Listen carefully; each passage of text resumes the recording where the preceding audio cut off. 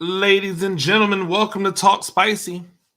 I'm Coach Gene Clemens. Thank you for joining me wherever you are joining me. Rate the show, comment, agree, disagree, but whatever you do, keep it spicy.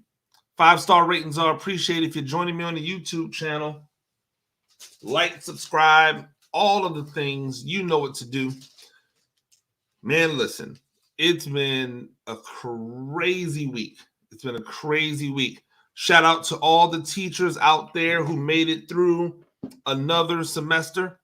And we are on to our winter break. Hopefully, you have an opportunity to enjoy this time, recharge the batteries, and get ready for that second run that we know is coming sooner rather than later. So, to all the teachers out there, to all of the coaches out there, especially high school football coaches who know that you don't really get an off season in high school football, but you also don't really get paid for anything that you do in the off season. That doesn't mean that everybody doesn't get paid.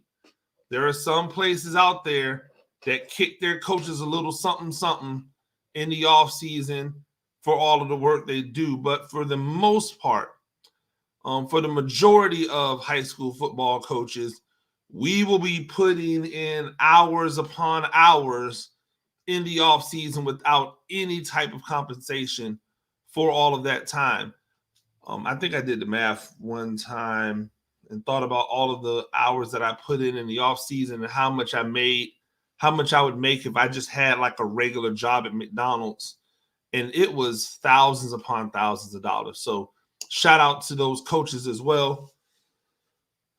But it's been a crazy week. It's been a crazy week. I didn't bring you a Talk Spicy on Friday. Last week was the first week I didn't do a Talk Spicy every single day in a long time, or every single day of the work week for a long time, because there was just so much going on and so many things to do. And I didn't want to just bring you something haphazard or rushed. I really like to sit here and talk to you about things that are really going on, things that are pressing, or things that are on my mind. Make sure that you check out Gene Therapy new column that's out. I talk about the flip of, and it's a bad word. We talk about Coach Prime and Jackson State's ability to recruit a 5-star top athlete in all of the country. Just go and check that out. That's a good one.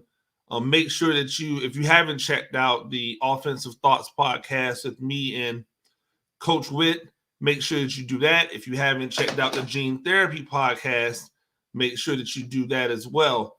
Really do appreciate all the support that I get through all of those different speaking mediums, if you will. One thing I want to talk about, though, is because it really started to get on my nerves. Tyler Huntley played for Baltimore yesterday, and for those who don't know, Tyler Huntley is a quarterback that myself and Emory Hunt, Brandon Howard, Teron Davenport, Chris James, we championed this young man coming out of college. We thought he was going to be a really good NFL quarterback.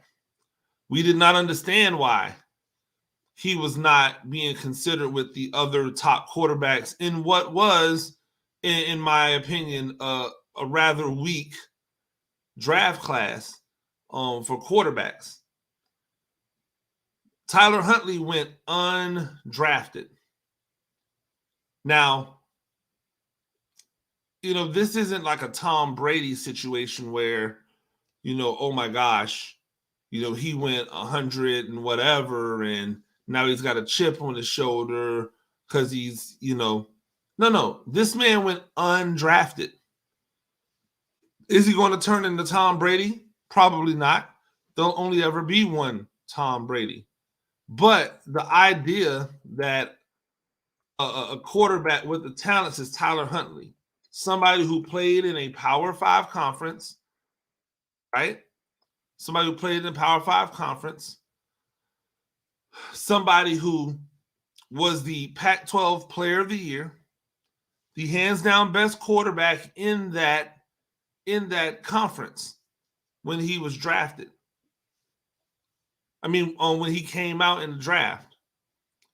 To think that guy is a guy that can't get drafted, that guy is a guy who can't be one of those people who are drafted. When you look at the people who were drafted, it just doesn't make any sense. And I mean, I shouldn't say it was a weak draft class. So let me rewind. Joe Burrow was in that draft class.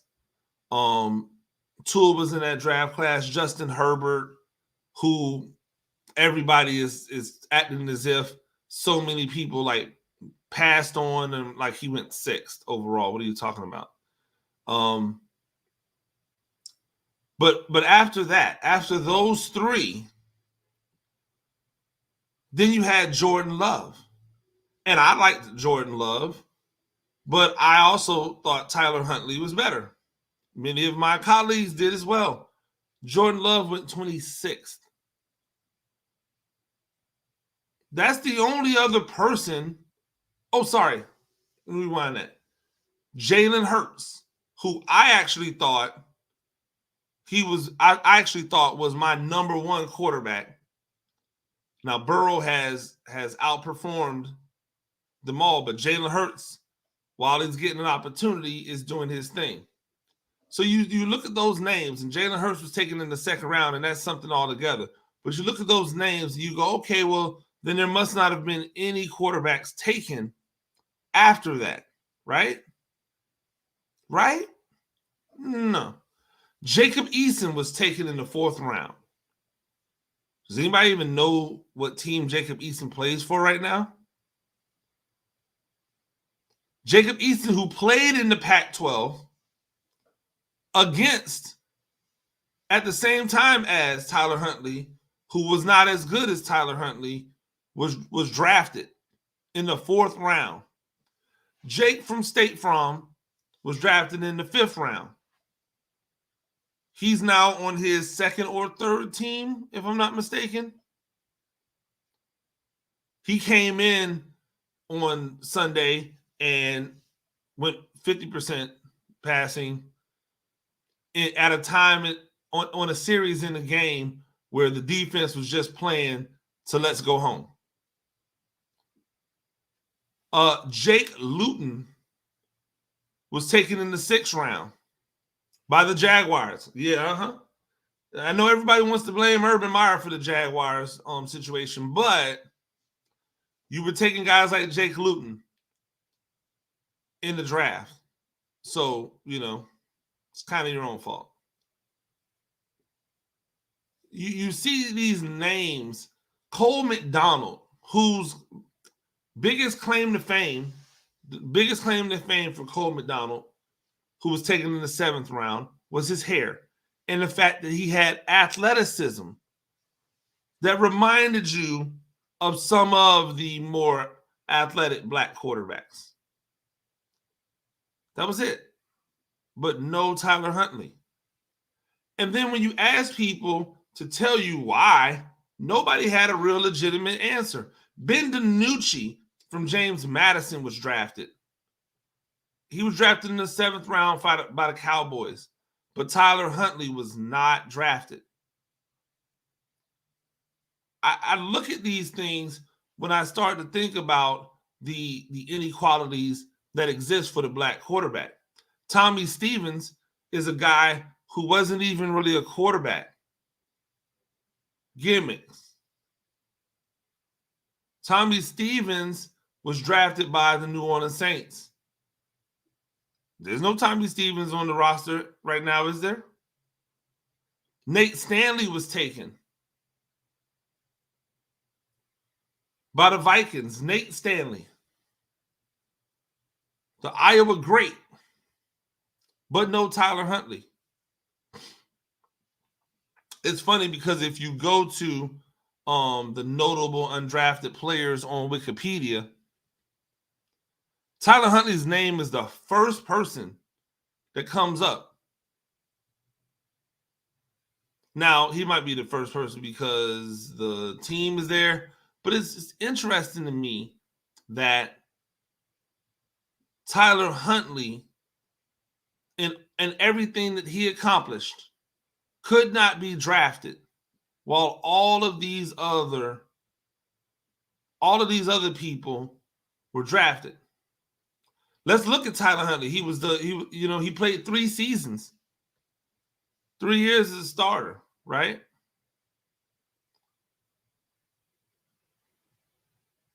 In his senior season, he balled out. In his junior year, he balled out. He had Utah relevant. Again, I said first team all Pac-12, right? At quarterback.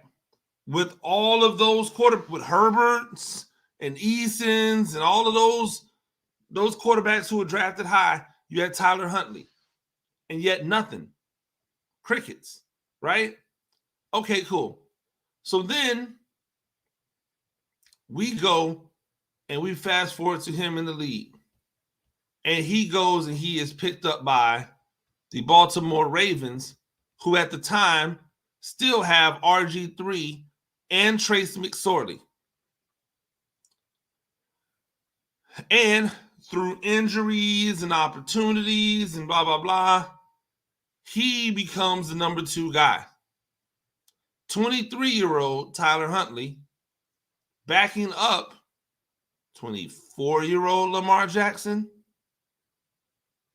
Similar skill sets. I've been talking about that forever. Hey, why don't we put these guys with similar skill sets as backups for quarterbacks so that when the quarterback gets hurt, you don't have to completely change the game plan. Lo and behold, Lamar Jackson's out for some reasons. Tyler Huntley comes in and he does what a quality backup is supposed to do. Run the offense, make plays, give his team a chance to win the game. Unlike Mike Glennon for the Giants, who comes in and pisses right down his leg. Unlike Taysom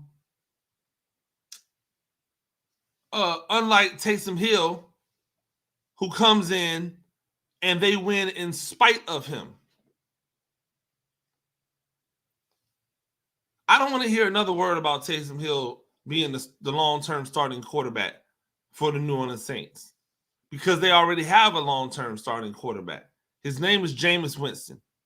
And if they don't back up the Brinks truck for him after watching what Taysom Hill does out there, then we will know there is something seriously wrong with the NFL and how they treat minority quarterbacks, especially black ones. Because if the roles were reversed and Taysom Hill had Jameis Winston's skill sets and Jameis Winston had Taysom Hill's skill sets, Jameis Winston would not even be getting a chance to play the position.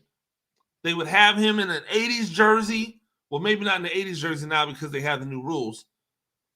But he would not be getting an opportunity to play quarterback.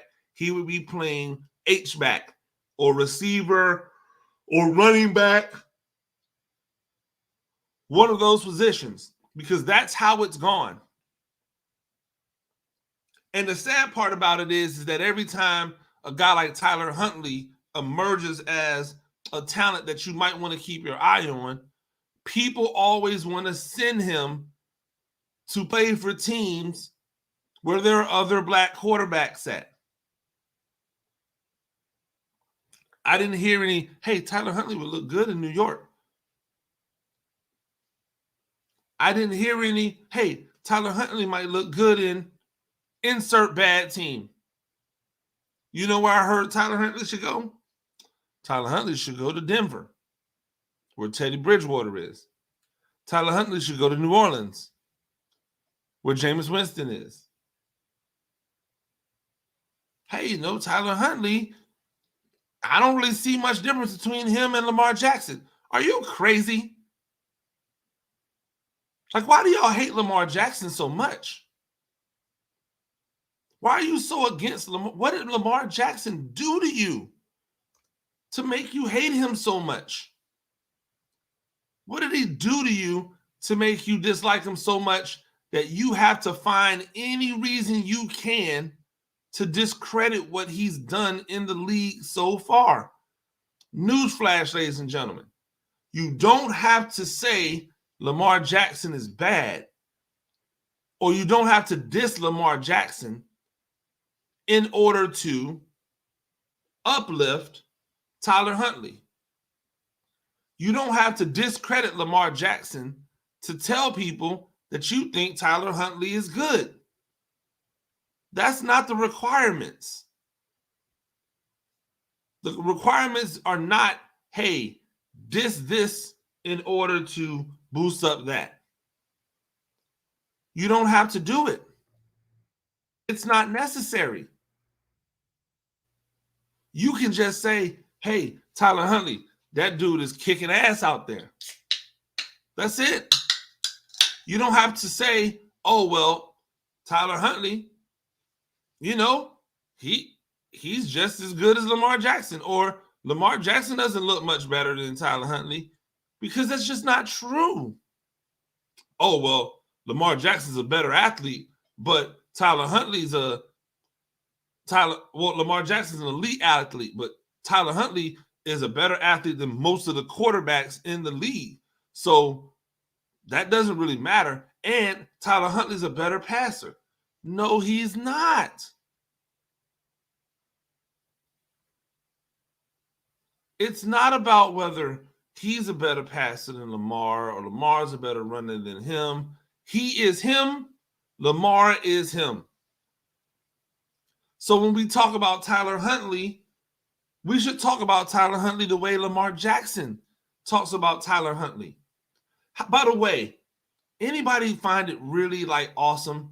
There is no fear in Lamar Jackson whatsoever. He watches Tyler Huntley go out there and ball out. There's no fear. He's genuinely happy for that man.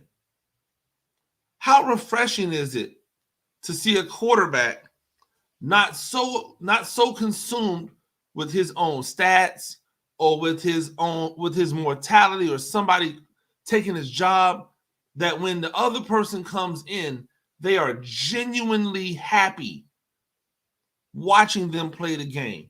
Lamar Jackson is genuinely happy watching Tyler Huntley play the game. Lamar Jackson has no fear whatsoever that Tyler Huntley is going to take his job. You know why? Because Lamar Jackson will do it all over again somewhere else. That's why. If for some reason the Baltimore Ravens came to Lamar Jackson and said, hey, Lamar, your contract's up, or you're going into a contract year, we don't want to pay that money, we're going to let you go.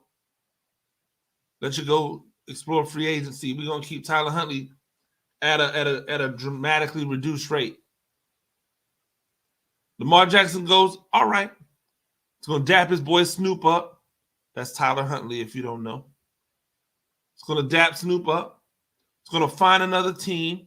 He's going to beat out the incumbent quarterback and keep doing what he's been doing. And maybe the team that he goes to will stop trying to run him like it's a single wing offense and just let him play quarterback. And then you really will get an opportunity to see the magic of Lamar Jackson. Because as I've said before, we haven't even scratched the surface yet, because they have not allowed him to play like he should play.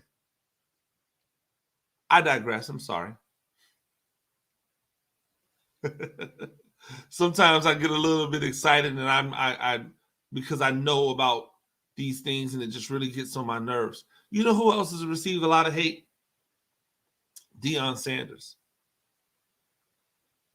Coach Prime has received a lot of hate. So For all of you that don't know, and if you don't know, it's because you just weren't paying attention. I was at the Celebration Bowl. South Carolina State defeated Jackson State in an upset of epic proportions. Shout out to the Bulldogs. I did not pick you to win. I know a lot of Bulldog fans all of a sudden picked the Bulldogs to win, but nobody picked you to win. Not even your own fans. Everybody thought you were going to be beat by Jackson State. Why? Let's see.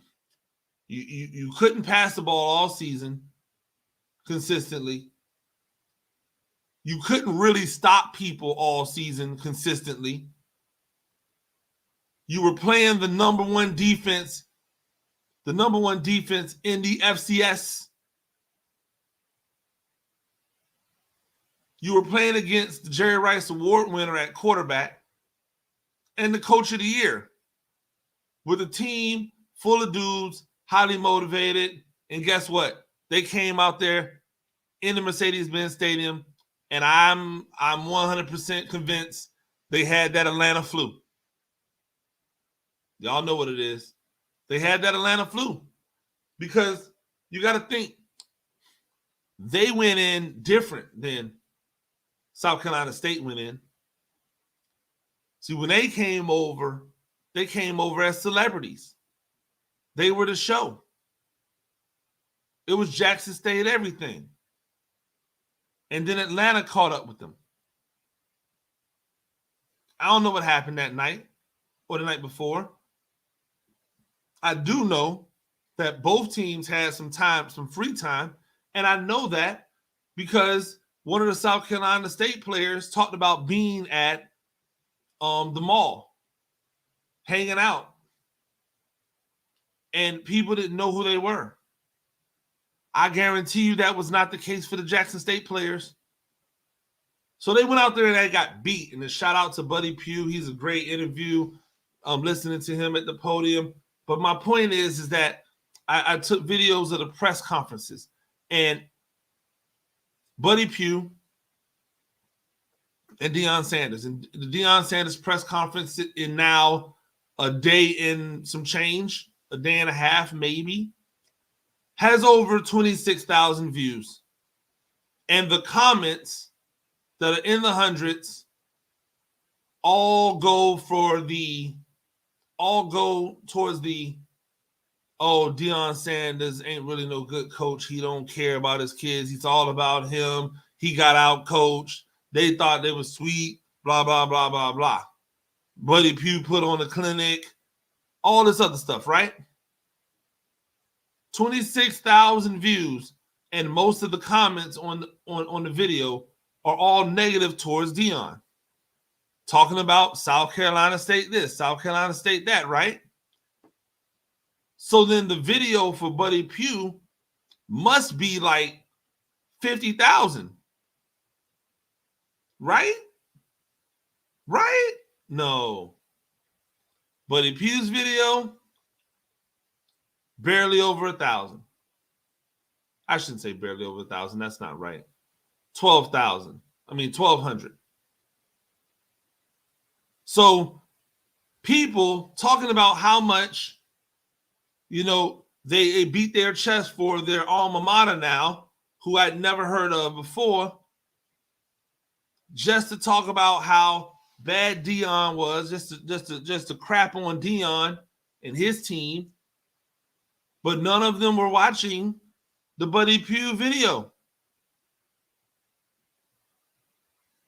It says a lot. It says you hate Deion. But why? Oh, well, he's all about himself. Name my response, name a coach that's not. See, like, just because you can't tell that a coach is about self doesn't mean that other people can't tell that the coach is about self. It doesn't mean that the coach isn't about self. Just because the coach looks like and talks like he's a selfless person doesn't mean that he is. Deion is telling you he's telling you the truth.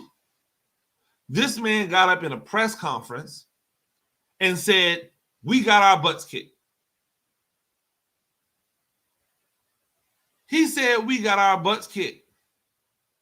He didn't say, man, we had a few turnovers early that really cost us. They didn't really do anything to beat us. We beat ourselves. He didn't say that. He didn't make excuses. He said we got our butts kicked. He bigged up the cornerback at South Carolina State and said that more people need to look at him because he's an NFL caliber player. He gave congratulations to Buddy Pugh. And then when people asked him questions about what went wrong, he told them, hey, I've never seen our defense play like this, but that's fixable. We've already begun the process of fixing it. He said that. He didn't throw players under the bus. He told the truth. So this man who came into Jackson State, not for the money, because he don't need the money, comes into Jackson State, pours resources into Jackson State, big ups the entire structure of the HBCU. Hey, he speaks in we, as in the entire HBCU landscape. We need to elevate. We need to improve. We need to do these things. He's shedding light on it. That person who has surgery and ends up getting an infection that is so damaging that the goal for him was just to be able to kind of sort of walk in the locker room. And you watch him put his foot on the ground and take a couple of steps, and that was triumph. Do y'all people understand how bad this injury how bad the things must have went with this surgery? I don't know if it was a staph infection or whatever, but it was something that ate his leg up or ate his foot up. And now he's working back from that. He could have easily just shut it down on the season. That man is on the sideline in a scooter. He's on the sideline in a wheelchair. And all that you see from so many people, not everybody, because this is never an everybody thing, but all you see from so many people is, oh, well, he's not he doesn't really care. If he didn't care, he'd be gone.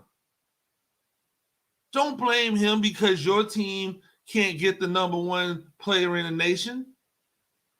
Don't blame him because your team can't generate the buzz that he generates. Don't blame him because he chose Jackson State and he didn't choose your school. If we really are saying, hey, let's band everything together to raise the level of the HBCU up, you can't be just crapping on him just because you don't like him because he is honest and he's got money and he's flamboyant. That's not right. It's disingenuous. We got to do better because, man, we're our own worst enemies. And when I say we're our own worst enemies, it's because when I look at the comments in that video, those names, they sound a lot like my people. A lot like the people who look like Coach Prime. A lot like the people that Coach Prime is trying to help. And what are we doing? It wasn't just good-natured, hey, we kicked your butt, go Bulldogs. No, it was like, you suck as a coach. You don't care about these kids. You're just a wolf in sheep's clothing. Like, what are we doing? What are we doing? Oh, let me see if y'all still talking that Coach Prime stuff now. Yes, we are. Two things can be true. I've talked about it on this podcast a lot. I'm sure I'll talk about it again. South Carolina State could have outperformed Jackson State. Jackson State can still be a better team. Sorry. If they played tomorrow, I'd pick Jackson State again. Based on the personnel, based on tendencies and what I've seen happen, do I think Jackson State turns the ball over 4 times in a game again? Do I think Deion Sanders throws 2 picks and a fumble? No. Sorry. No. I don't know. Call me crazy.